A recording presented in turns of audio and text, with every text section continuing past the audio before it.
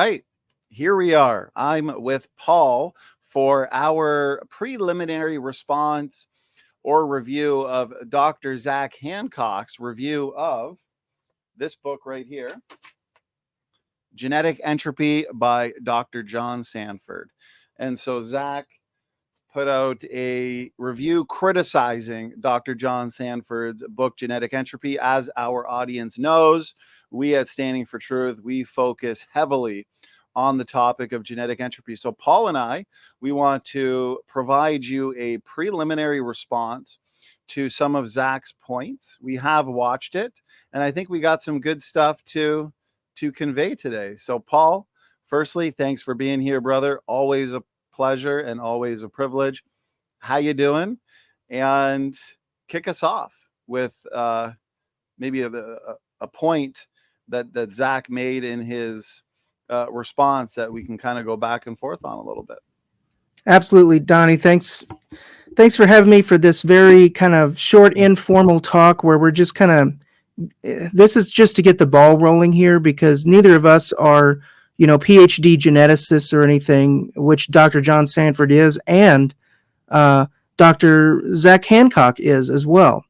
And so, this is one PhD geneticist to another, and we're kind of, I don't want to say on the sidelines, but, we're informed non-scientists, non-experts who we're both interested in this topic and have studied it extensively and have, put out things on this topic. And so that's the reason why we're talking about it. But ultimately, the very best person to respond to Dr. Zach Hancock about Dr. John Sanford would be Dr. John Sanford, or one of the other PhD geneticists like Dr. Rob Carter, Dr. Nathaniel Jensen, just to name a couple, people, who are educationally speaking on the same level as Zach Hancock. And that's what I hope to see in the future. But, even if we don't see that, I think we can make some important observations about the types of statements that Zach Hancock has made. And I think you'll agree with me, Donnie, that the biggest thing that disappointed me about Zach's review is the degree to which he seems to have gone after the cheap shots, gone after the low-hanging fruit. He's been very derisive toward John Sanford in a way that I think is frankly just, it makes himself look bad that he's choosing to be this, I guess, just disrespectful towards John Sanford. Even if he disagrees with John Sanford, I don't feel like his demeanor that he took in that video review was appropriate, and it was not professional for him to take, and make it really a personal attack against John Sanford, in addition to a professional attack against him as a geneticist. So I guess my first response was, I just thought it was in poor taste the way that Zach chose to do it. It wasn't professional, and he extended no professional courtesy to John whatsoever. And then another thing that struck me was that, on the one hand, he attacks John's book for being, at a layperson's level, which it is, and nobody is trying to deny that. He wrote it as a way to introduce lay people to this concept and to the debate about genetic entropy, and to give us lay people a leg to stand on in this debate, and to get us, introduced into it. So it's not fair to look at that book as if it were, an academic research paper as opposed to a layperson's book, which in some areas it seems like that's what Zach was doing. And he never gives John any type of charitable benefit of the doubt when it comes to the wording of any of his statements in the book, And so I think that's part of the problem there, is that he's, reading the casual language of a lay level book as if it were the technical precisely worded language of a peer-reviewed academic paper. So some of his attacks just fall flat on that basis alone, because he'll home in on, a couple of words, like when John Sanford said correct distribution, okay, and then talking about the distribution of fitness effects, and then claiming, oh, well, by this, John Sanford obviously meant that this is literally the exactly correct distribution in every situation, and there's no room for any improvement on it, which that's just not what he meant at all in context. I've been debating this topic for many years now, and the pattern that you generally see, and Zach's review is no exception to this pattern, is that the evolutionist wants to get away from the big picture so they can draw your attention away into small counterexamples that aren't representative of the whole. They want to train themselves and you to deliberately miss the forest for the trees. So when Dr. John Sanford says, for example, that essentially all beneficial mutations will be effectively neutral or nearly neutral, then the evolutionist like Zach Hancock wants to jump on that and say, oh, but look at this paper where we observed a very highly beneficial mutation. And see, this proves John Sanford wrong. Well, no, it doesn't, because what John Sanford is talking about is the ultimate big picture of mutations in the long term and for large populations, or large scale view. So when you try to show, well, we have a paper where we observed a highly beneficial mutation, to act like that is a refutation of genetic entropy is just, I think, intellectually dishonest. And when I actually took the time to look to actually I could say one thing to yeah, that, go ahead, break in here. because I think that's an excellent point there. And okay, I heard an echo, but it's gone. Dr. John Sanford has pointed out many times in both his lay level articles and his technical papers that natural selection may be able to amplify a really good beneficial mutation, and it can remove your worst mutations, your most detrimental mutations. But like you said, brother, and you nailed it, it's about net gain versus net loss. It's about the bigger picture. You're going to need not just one, not just two, not just 10 truly beneficial mutations. And we can argue all day if those so-called beneficial mutations are reductive on a genotypic level or if they're not reductive at all. It doesn't really matter, because you would need thousands of those types of beneficial mutations that Zach Hancock's talking about to counterbalance any of the damage that is taking place due to the influx of these low impact. Exactly. Like, imagine you say, "Oh man, I'm gaining weight. I'm getting fat. I'm gaining weight." Right? Well, what does that claim mean when you break it down? It means you're claiming that you're eating more calories than you're burning. Right? That's the only way you could gain weight. So, on the other way, like when you bring that to the table, genetically speaking, if you claim and here's where the evolutionists are kind of between a rock and a hard place, and depending on who you ask, some of them are going to say fitness is on the increase, and others are going to say no, fitness is at an equilibrium. But either way, if you're saying that fitness is on the increase, then you're saying that the overall effect, the cumulative effect, is such that the beneficial mutations are outweighing the deleterious ones on the whole.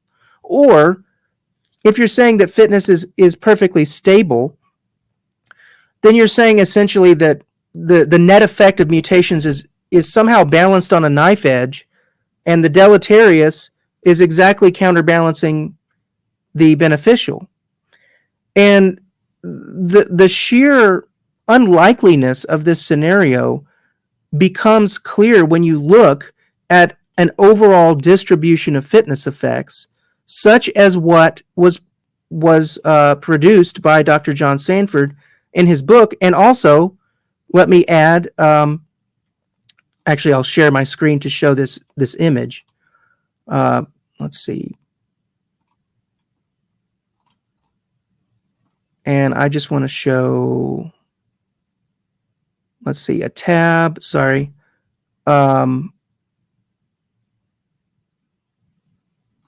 This is what I want to show. Share.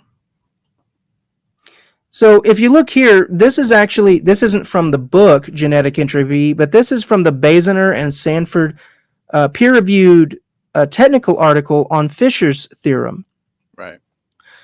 And here's where he shows, basically the correct distribution of fitness effects for mutations. The one that they're arguing for is the darker one in the middle here, not this bigger one. We'll get back to this in a minute. But what they're saying is that the vast majority of mutations are deleterious and very small in effect, because you see the center there is 0 fitness effect, which would be strictly neutral. And technically we're saying that there are none of those, but this line approaches that line. So the majority, if you do, like, in calculus, you take the, what is it called? The integral, like the area underneath this curve, the majority of the fitness effects are very small and deleterious. Now, they do say right here in the paper, note that beneficial mutations are present in the gamma distribution, but are too unlikely to appear on this plot. So they're not claiming that there are no beneficial mutations at all. This is the claim, this is the straw man that you oftentimes get, is that, oh, well, they're saying there are no beneficial mutations when I can prove from X, Y, or Z paper that there are beneficial mutations. Well, that's not their claim. That's a straw man. They say that there are beneficial mutations, but they're just so the prevalence of them compared to deleterious is so small that it's hard to even measure or plot that correctly. So in here, they don't even attempt to plot it. But the point, let me stop that sharing here for a second. The point I'm getting at there is that this view of mutations just doesn't jive with this idea that fitness can be either perfectly stable or that it could even be increasing. So this is why you don't find evolutionists who are willing to, it's very rare that they are willing to even attempt to produce a plot like this, because just by plotting it, you're kind of showing people how unrealistic evolution is. So, you will see, and this is something that Zach Hancock frequently appeals to, you will see, studies and mutation accumulation experiments where they plot the effects that they witnessed in their experiment. And that's good. And even when you look at those, you will see that they are mostly deleterious, right? But in individual experiments, you can occasionally run across really highly beneficial things that happen in the narrowly defined fitness context of that experiment, right? So the reason why it's so important to go to the overall model view as opposed to the results of any one experiment is because when you look at the overall big picture, that's what we're trying to do. Then you see how much more likely mutations are to be damaging than helpful. And this is why, for example, Dillon and Cooper in their peer-reviewed article, The Fitness Effects of Spontaneous Mutations Nearly Unseen by Selection in a Bacterium with Multiple Chromosomes. That's the name of their paper. So very elegant title there.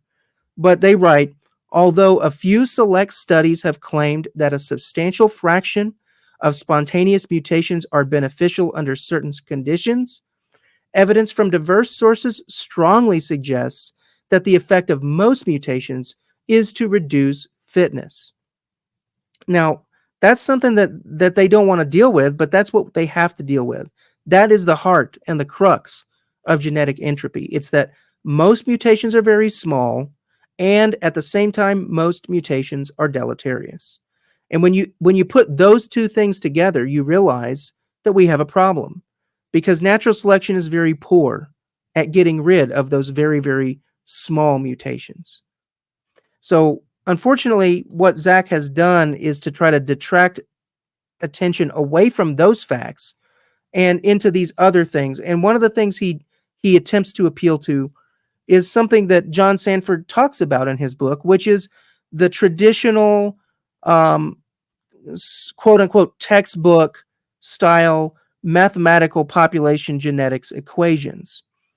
And what I'm going to refer to specifically is I'll give you the timestamp is 2254, where in this review, Hancock starts to give us some of this textbook math that supposedly proves John Sanford is wrong. And I thought it was very interesting and rich how he started out by saying, I'm going to explain how not only are the preponderance of deleterious mutations not a problem for evolution, but that it is a prediction of evolutionary theory. He goes so far as to say that. Now, that's pretty ironic and funny because I'm not sure that he's even aware of this paper. I'm not sure, but Baziner and Sanford, the paper that I just showed you that figure from, they actually debunk Fisher's corollary to his theorem when they figure out that one of the founding fathers, if you will, of population genetics and neo-Darwinism was Fisher, Dr. Fisher. I think it's R.A. Fisher is the full name. But in any case, it turns out that his prediction, if you will, for a fitness distribution was actually 50-50. And that's what he based his math on. 50% deleterious, 50% beneficial. So for Hancock to sit here with a straight face and claim that the preponderance of deleterious mutations is a prediction of evolutionary theory is, I think, just beyond ridiculous.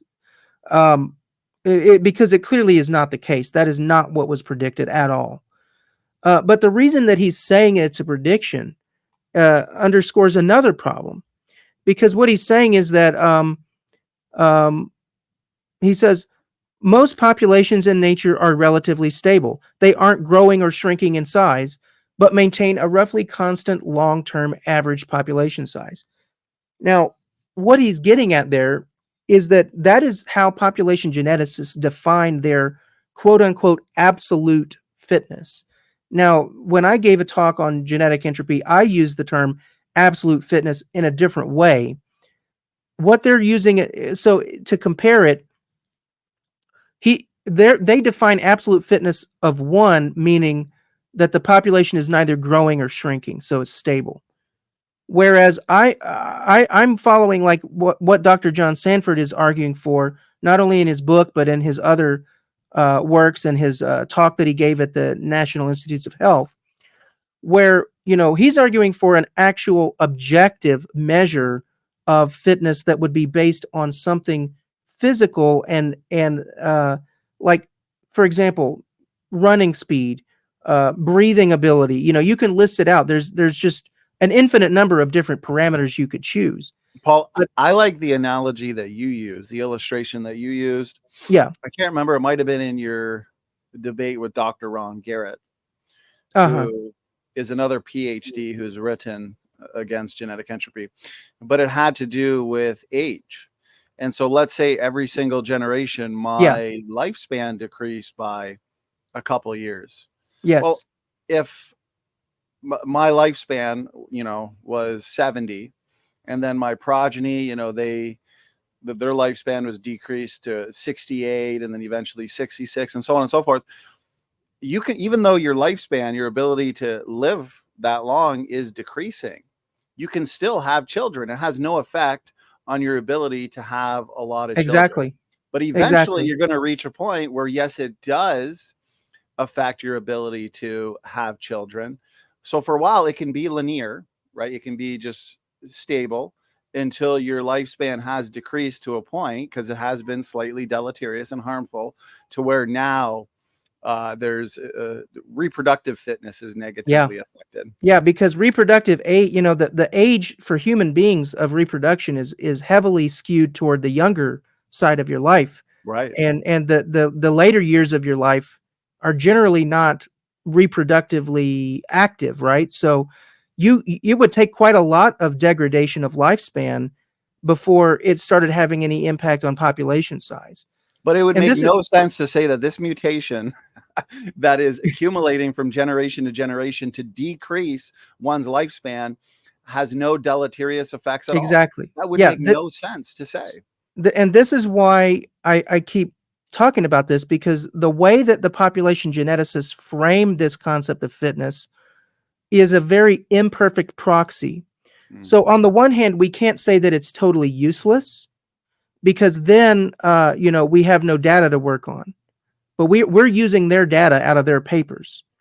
So Right. obviously their definition of fitness isn't totally useless, or we would have nothing to go on and we would have no argument to be made, because even Dr. John Sanford is quoting from the works of these population geneticists. So it's a straw man to try to claim that our argument has nothing to do with their definition of fitness. But at the same time, we have to acknowledge and understand that their definition of fitness has problems and it's incomplete. It's an Right. imperfect proxy, okay? Because they're only looking at population size, which is Yeah. why Hancock said, oh, well, we would predict it because population sizes are stable. Well, there's a lot more to life than population size, Right. first of all. Go ahead, and I think you were going to say something there. Yeah, I just wanted to, because I made a few notes based on what Zach Hancock was arguing with you in your open mic debate on this topic, which was excellent, and also some of what he said in this video. And so I've noted, as you've pointed out, that reproductive success as a way to determine a population's fitness is not the best definition of fitness. Fitness should not be defined so narrowly as whether it affects reproductive fitness or not. And so, yes, effectively neutral mutations do not immediately affect reproductive fitness, which is why they are precisely called selectively neutral. So instead, they respond to what? Genetic drift.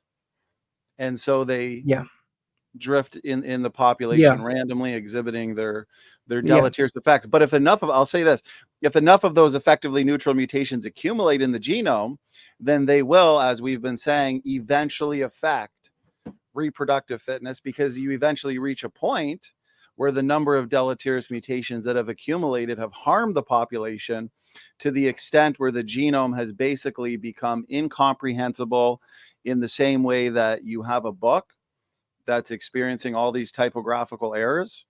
Each typographical error on its own is inconsequential, but eventually that book becomes unreadable. Yeah, and that's the point that they just want to keep dodging. They just want to play this word game. Oh, well, if it didn't affect reproductive fitness, then it didn't affect anything, right? That's the game they want to try to play. But I'm going to throw a wrench in their argument on a very, it's kind of coming out of left field a little bit. But I just came across this paper. I remember reading it years ago, maybe even like when it was brand new, because this is from 2018 when I was still in apologetics professionally. But this is by Dr. Jerry Bergman, and I'm not going to like read through the article, but I just want to bring it to everybody's attention because it's so relevant here.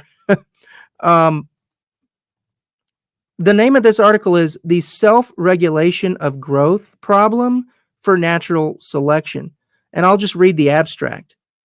The core of Darwinian theory is that more animals are born than a land area can typically support, producing competition for limited resources, including food and mates. As a result, competition will occur between the more fit and the less fit. In the end, the more fit will be more likely to survive and pass their genes on to their offspring. The result is the law popularly termed survival of the fittest, which is the main engine of evolution according to Darwinism. However, field research has documented that most mammals and other animals as well. I wanted to ask you, do you want me to share screen this article? Screen share Am the I article? not sharing? Okay, you are now. You're good, Paul. Sorry, I didn't know how that was working. I thought I That's was sharing because I chose to share it. no worries. You're good to go now. I can see it Yeah, on yeah, screen. good. So the result is the law popularly termed survival of the fittest, which is the main engine of evolution according to Darwinism. However, field research has documented that most mammals and other animals as well self-regulate their population in such a way that largely negates the Darwinian survival of the fittest law and thus falsifies the main driver of evolution. And so I recommend people check out this paper at creation.com. It's unfortunately it's not in the HTML format yet. It hasn't been made into a web article, but the PDF document is available for free at creation.com. And it's Journal of Creation 32/1/2018 by Jerry Bergman, The Self-Regulation of Growth Problem. And the reason it's a problem is that Hancock's whole basically argument here is predicated on this assumption that it's a balance between mutational effects, positive and negative, that's actually holding the population stable.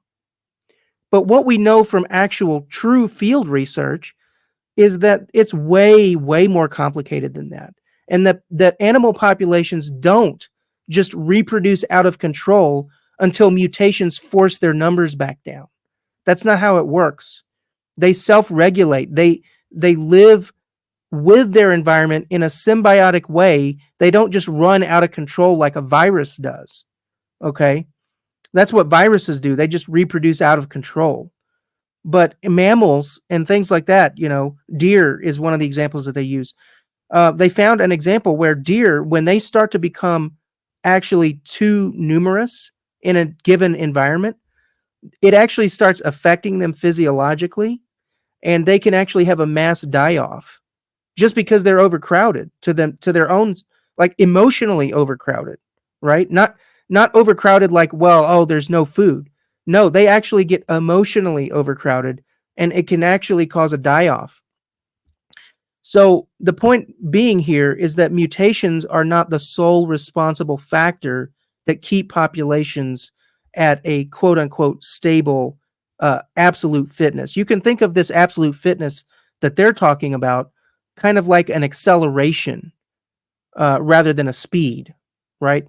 But what we need to look at is what is the genetic health? Like a population can be stable size-wise, but it can be declining in genetic health. And that's why this whole argument here is really like it's only a piece of the puzzle.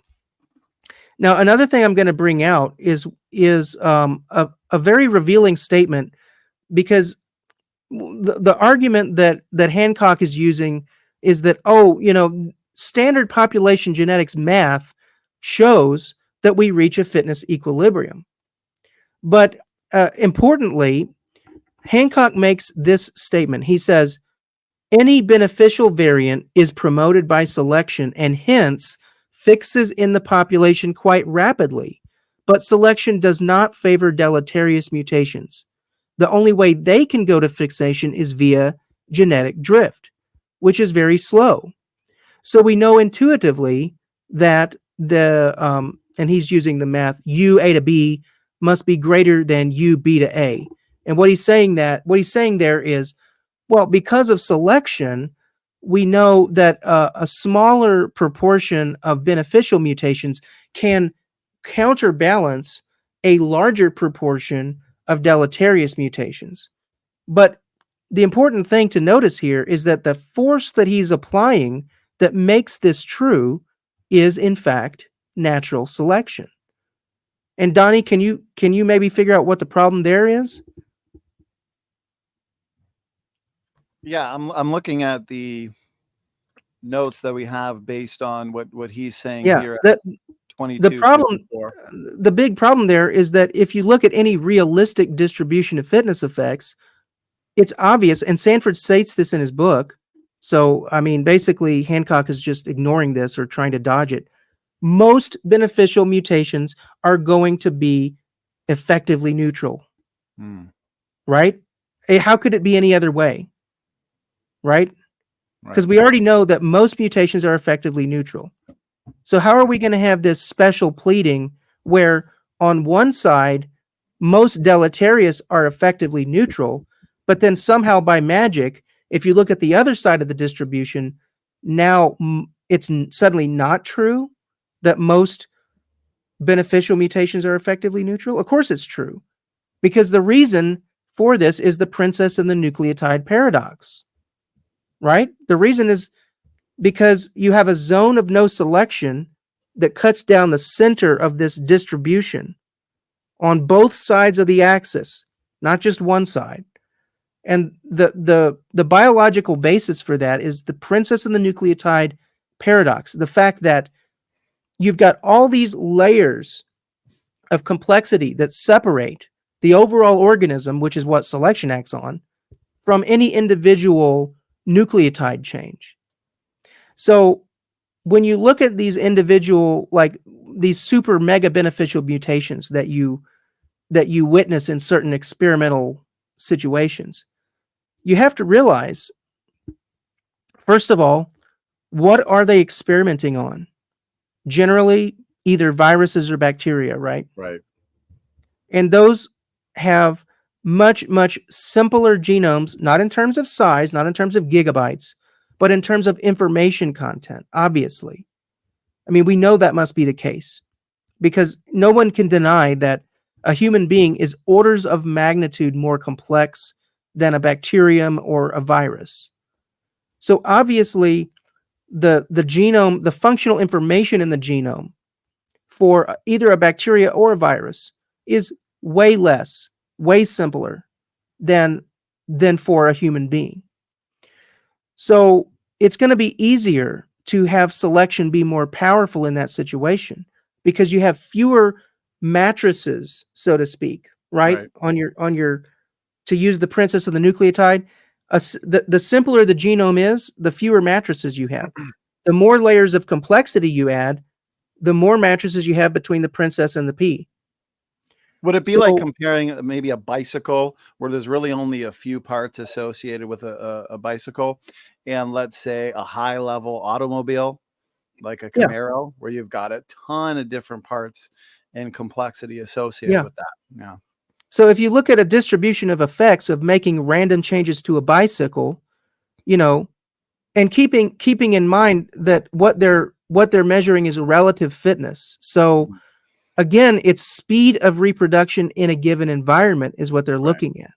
So you look at a bicycle, can you, in a given environment, if it turns out like if there's something on it that's helpful in some environments, but it's not helpful in all environments, and then you mutate it such that that thing that isn't really necessary in this particular environment, you break it or get rid of it, that can be beneficial because you've gotten rid of something you didn't need. Hmm. But that doesn't mean like that type of thing is going to get reported in the literature as a beneficial mutation Right. because they're not making any distinction between when they're doing these distributions of fitness effects, they're not making any distinction between gain of function or loss of function because all they're measuring is speed of reproduction and does it decrease or does it increase. So they're not there's no way they know why the fitness actually increased, right? All they know is um, they broke something, they mutated something, and it started reproducing faster in that environment. And That's all they can say. I think a prime example of this is Lensky's bacterial experiment. And so basically they define fitness as you're saying how fast the growth rate is Yeah, on these bacterial species. But the best way to speed up growth in these bacterial populations was to what? Eliminate genes. And so basically, these necessary genes within these bacterial, these E. coli, they were removed since those genes slow down the bacteria. And so now they can uh, grow faster. But it's in almost every case of Lensky's bacterial experiment, the genes were either deleted, broken, down regulated, or eliminated. Yeah. And so And it's akin to basically removing weight from your car to temporarily get better gas mileage. And so are you saying to the evolutionist, this is an increase in fitness, even though the bacteria are shrinking in functional genome sizes, they're losing pre-existing genes? To the evolutionist, this is an increase in fitness, right? exactly. That's the Yeah. problem, is that they're Yeah. defining fitness in such a narrow way that it misses the forest for the trees in terms of Mm. genetic health or actual quote unquote evolution. Um, here's a paper that's relevant to this. Donnie, can you let my screen share real quickly here? Yes. So here's just one example. What we find when we look at how these beneficial mutations act collectively, a lot of times what they find is diminishing returns, or another way to phrase it is antagonistic epistasis. So antagonistic epistasis is a problem because what they're finding is that when you start putting these quote unquote beneficial mutations together, it turns out that their effect doesn't work additively together. It actually doesn't help. And what that implies is that these are reductive mutations rather than additive or building function. These beneficial mutations don't work well together because they're just breaking things, generally speaking. They're tending to break things that just weren't needed in that particular experimental environment. Does that make sense? Absolutely. Yep. And another thing that you'll find, I've seen evolutionists, I can't remember if it was Zach Hancock or somebody else, but they'll refer to antagonistic epistasis in deleterious. Right. And they'll claim, oh, well, it's not so bad because when you add them together, there's a limit to how much damage they do. And that's quote unquote antagonistic epistasis.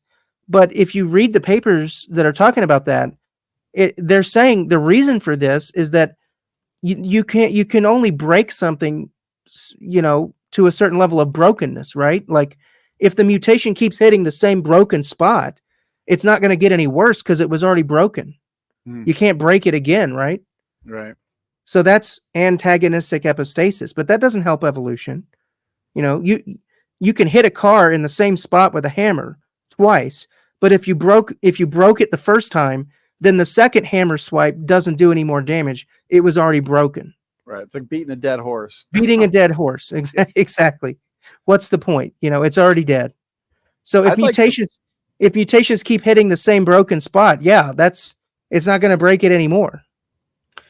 I'd like to point out something real quick. So 3 years ago, as you can see at the bottom of the screen, I hosted a debate between Dr. Kevin Anderson and Jackson Wheat.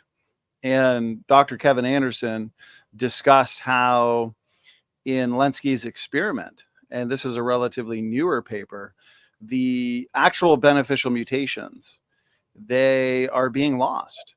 And this is right from the conventional literature, that basically they are not reaching fixation. They're being lost in the population. And so in real world experiments, this is what we see. I mean, beneficial mutations are rare. As you've pointed out, they're typically reductive and functionally compromising to organisms.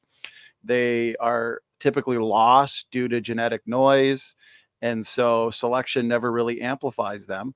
But in the case of Lensky's experiment, those beneficial mutations that have been paramount in the population, they're actually now being lost.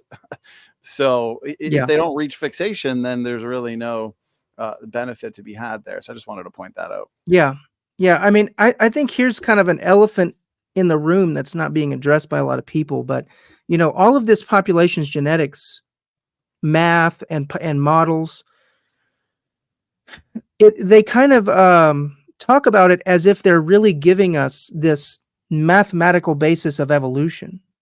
But at the end of the day, since all they're talking about is population size, right? At the end of the day, that's all they're talking about. So even if everything they say is 100% correct, in the best case scenario, all they've done is explain to us how populations can either stay the same or increase in size. But if we go back to what this whole debate is really about, it's about Darwinian evolution, right?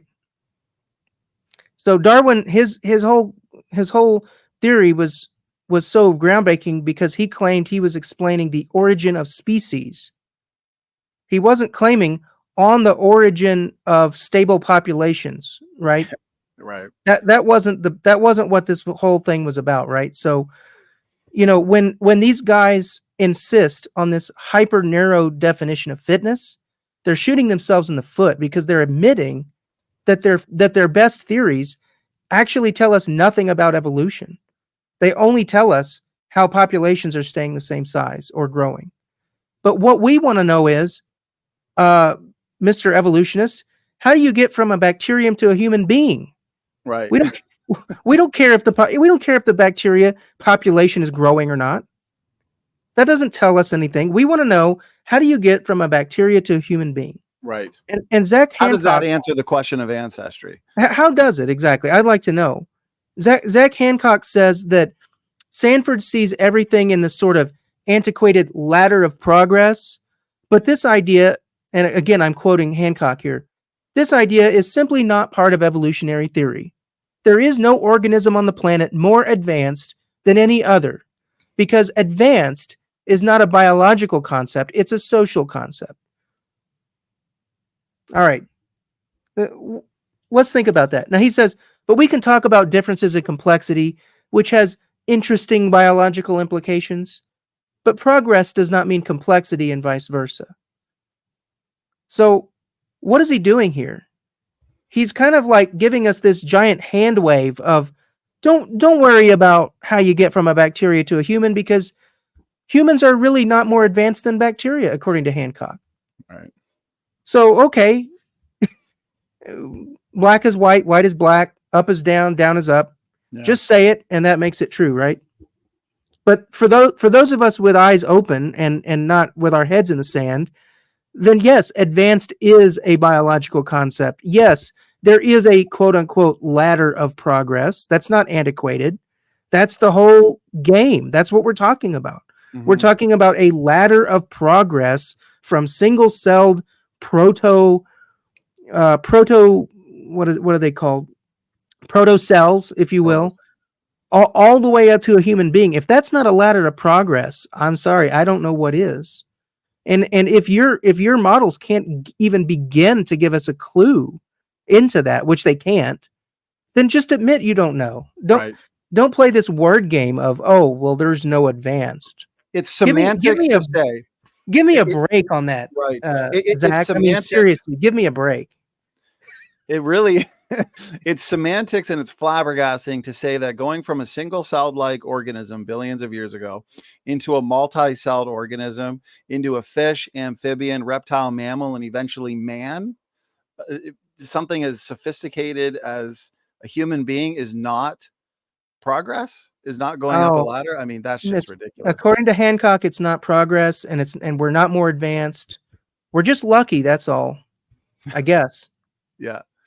But if you look at it in terms of absolute fitness, we're actually unlucky, right? Yeah. Well, actually not absolute fitness, but what we'll call it population size. If that's the whole goal of evolution is population size, then the unicellular life are still the big winner. They're still more, they're still the ones that are most evolutionarily successful. But that's self-evidently ridiculous. And so, this is why you get this double speak of, when you corner them down, when you pin them down, then they start talking like, well, nothing is more advanced than anything else.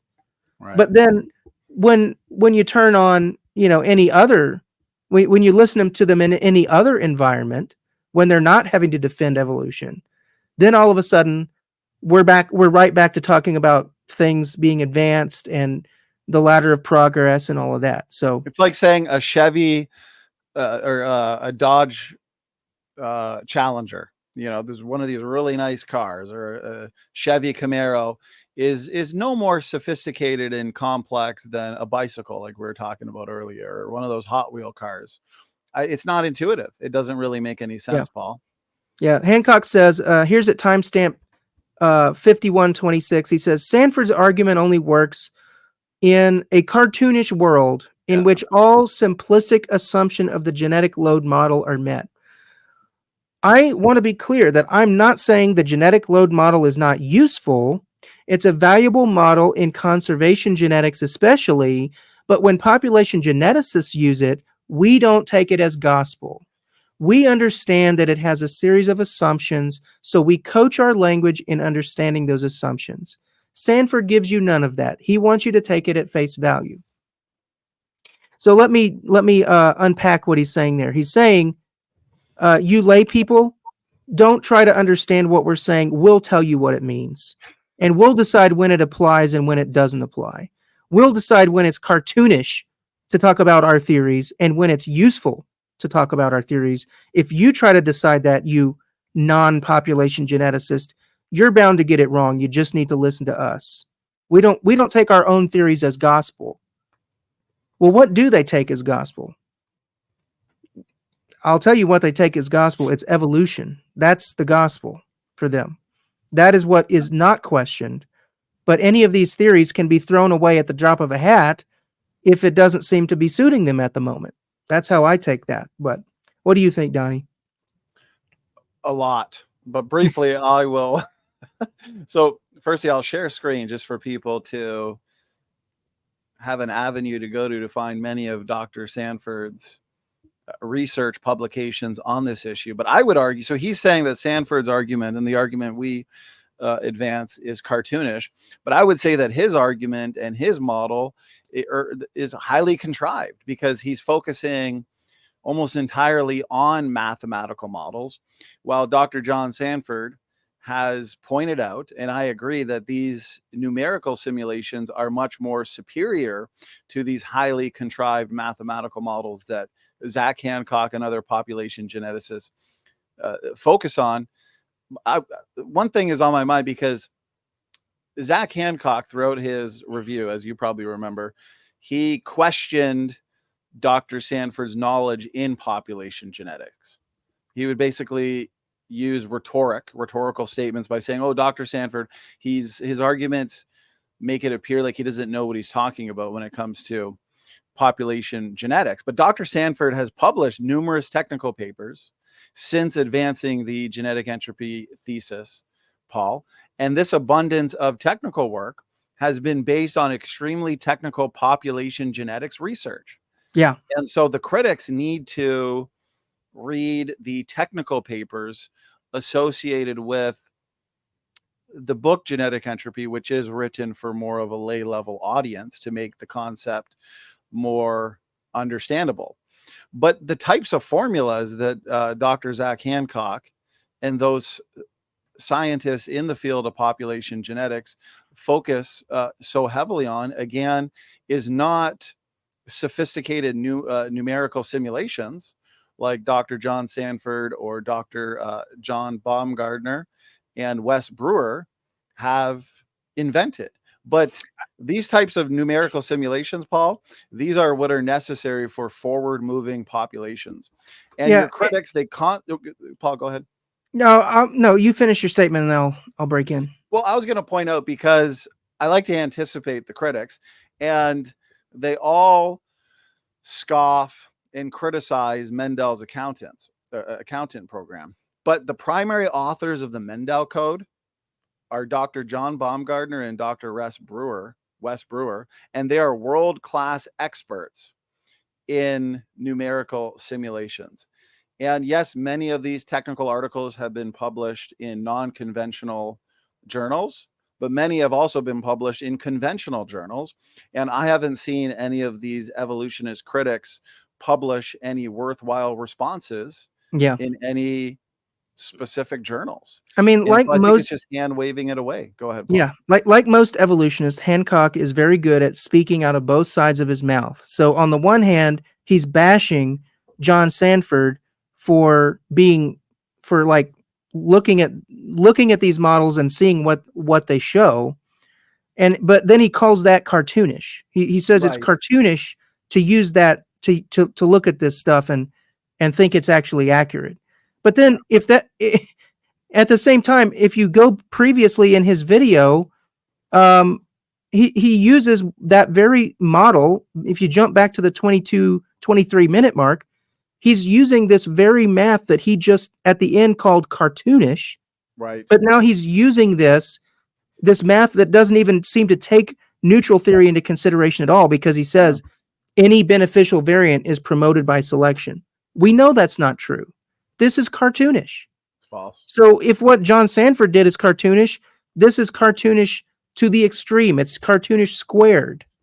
Because he's using this inaccurate model to then try to claim that this refutes what we, first of all, intuitively know to be true. Because at the end of the day, we don't have to do all of these experiments to know what everybody with a brain knows. It's easier to break a machine than it is to improve on it, right? Right. Anybody knows that. Any child knows that. This is why we go to school to become engineers, right? This is why you don't go out to a battleship and start hitting on it with hammers and throwing things at it, and eventually it turns into a spaceship, right? Because that's just, it's obvious that's not how it works. It's logical, it's intuitive. Yeah. So it takes so much of this double speak and rhetoric and confusing cartoonish math to convince what would otherwise be intelligent, educated people to just ignore what they know is obviously true. That's why your evolutionists, I've found, maybe you found the same thing, they don't like illustrations and analogies because they make too much sense. Yeah. They are intuitive, like introducing typographical errors into a text. Over time, that's not going to make the text more readable. Or introducing rust molecules onto a car. Over time, that car is not going to get any better, even if you take it to regular oil changes, change your tires, change the windshield wipers. It doesn't matter. Sure, that might increase the longevity of the car, but it's not going to stop the car from decaying due to rust over time. And it's very intuitive. When it comes to these debates, the evolutionists hate these analogies because the analogies take away their power to deceive. Yes. The analogies show the truth for what it clearly is, and it makes it so obvious that it's hard to deny, but they specialize in making these subtle arguments that depend upon fake math and dishonest use of words to kind of muddy what would otherwise be a very clear picture. It's a very clear picture, and I want to say this, but they invoke these highly contrived mathematical models that the majority of the population can't understand and have to basically blindly assume that the population geneticist is correct. I would say their model is cartoonish, and Dr. John Sanford's model is reality. It's approaching reality much more so than the cartoonish models that the old style, population genetics that doesn't really take the reality of mutations and the reality of the fact ultimately that what we're talking about here is information. That's the other thing that they don't like to talk about, is that the genome is information. It's not a pile of nucleotides. That is not our genome. Our genome is not the biochemical mass of the DNA molecule. The genome is the information that molecule codes for. And the fact that we've discovered DNA and we've discovered that information is the basis of life is a death blow to Darwinian evolution at its core. So, I mean, ultimately, we could talk forever. Follow-up question, Paul. Well, what's your definition of information? Yeah. How can we determine what is and what isn't? That's the type of game that they play. It's obvious what information is, but not all things that are obvious are necessarily easy to define. And species is another clear example of this. It's hard to define exactly what is a species, but we intuitively understand that there are these, discrete groupings of animals that we use the word species for, even if it's not always easy to put it into words or define it. And there are lots of things like that, things that are obvious and yet hard to define. But they want to pounce on the fact that it's hard to define in order to try to deny what is obvious. Right. So I I think people, more educated than me and more, expert level than I am, I hope to see some of that in the future poke even more holes in what Hancock has said. But I think what we're producing here tonight, Donnie, is at least just a good starting point for people to look at how Hancock is being deceptive, and he's painting a false picture of both John Sanford as a person, because he's extremely well qualified and extremely knowledgeable in genetics. Right. Hancock would have us believe that he's a doofus who can't, give us a clear understanding of anything in genetics, basically. I challenge the critics and the audience to take a deep dive into Dr. Sanford's published literature. Even those on our own side, take a deep dive into the technical articles and papers that they've published using Mendel's accountant. Mendel's accountant is user specific.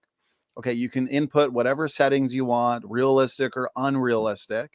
You can literally take any mutation rate you want, any mutation distribution, population size that Dr. Zach Hancock likes to talk about. All of these parameters you can apply to these artificial populations.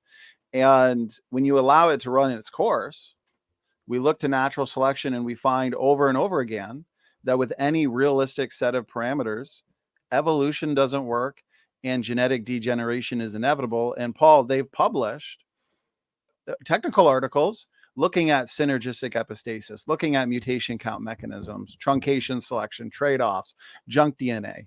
They've all been looked at, analyzed, and published. And I find that the critics just want to hand wave it away. And it's a shame. Yeah. I think everybody needs to read John Sanford's book. And if you feel like you're ready to take the next step, don't think badly of the book because it's written at a layperson's level. Be glad that he gave us a good starting point at a layperson's understanding level, Right. and then go deeper. Read, like Donnie, you said, go to geneticentropy.org. Look at Sanford's published academic technical work if you want to get into some more technical stuff. But don't take cheap shots and bash a lay level book for being a lay level book. That's ridiculous. So, Donnie, I think those are my opening thoughts here. I think we can talk more on this in the future as things develop. But do you have any other thoughts you'd like to add before we wrap up here? We're just about getting to the hour mark here. So, what do you think? Yeah, well, I think you did an excellent job. I think this was a fantastic preliminary response. I strongly believe, as my audience knows, that it's important that we engage the critics, that we address the critics, and that is what we're doing here. I look forward to a follow-up, something in the future. Chris Roop and I were working a lot behind the scenes on fixation equilibrium and how that presents an even larger problem for the evolutionists. And I currently don't see Zach Hancock and other PhDs like Dan Stern-Cardinal addressing that issue. And so, yeah, I think I'll just wrap it up there and save any additional points for future videos. Paul, you really are a warrior for Christ, brother. It is a blessing. I am so glad that you have entered the debate scene, because you're doing a great job on this topic. You just had a discussion with Dan Stern-Cardinal maybe a week ago, and I thought you did an excellent job. Thank you. I look forward to seeing how this ongoing debate progresses. Absolutely. Thanks again, Donnie. My pleasure, Paul, and we'll wrap it up there. God bless you. To the audience, please share this around. The truth is important. We want people to know that we are responding to the critics. We're engaging their arguments. So share this around on YouTube, share this around to your friends, your family, share it around on Facebook. And with that, we're going to wrap it up. God bless all.